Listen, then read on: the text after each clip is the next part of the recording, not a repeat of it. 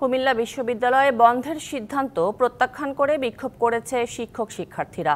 নির্দেশ অমান্য করে হলেই অবস্থান করছেন শিক্ষার্থীরা।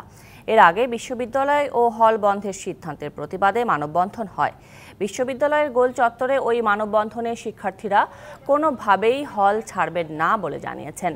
তারা বলেন, শিক্ষকদের ওপর হামলার ঘটনায় বিশ্ববিদ্যালয় ও হল বন্ধ করার মতো কোনো পরিস্থিতি তৈরি হয়নি।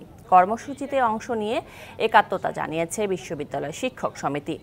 আন্দোলনকারীরা বলেন, বিশ্ববিদ্যালয় কর্তৃপক্ষ আলোচনা করে সব মহলের ন্যায্য দাবি মেনে নিলে সংকট নিরসন হবে।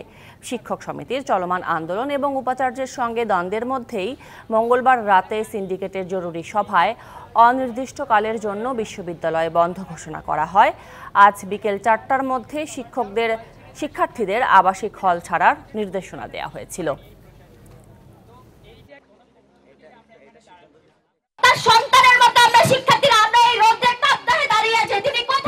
সুষ্ঠুপূর্ণভাবে একটা মিটিং এর মাধ্যমে যদি ওরা সমস্যার সমাধান করে, যে বিশ্ববিদ্যালয় চাইলে প্রশাসন এবং শিক্ষক সমিতির সমঝোতার মাধ্যমে আসলে সমাধান করতে পারে। কিন্তু যেহেতু সিলগালার কথা বলা নাই, সেই ক্ষেত্রে বিকাল 4টার মধ্যে যদি সকল শিক্ষার্থী হল ত্যাগ না করে, নিশ্চয়ই হল প্রশাসন শিক্ষার্থীদের সাথে আলোচনা করে শিক্ষার্থী বান্ধব সিদ্ধান্ত গ্রহণ করবে।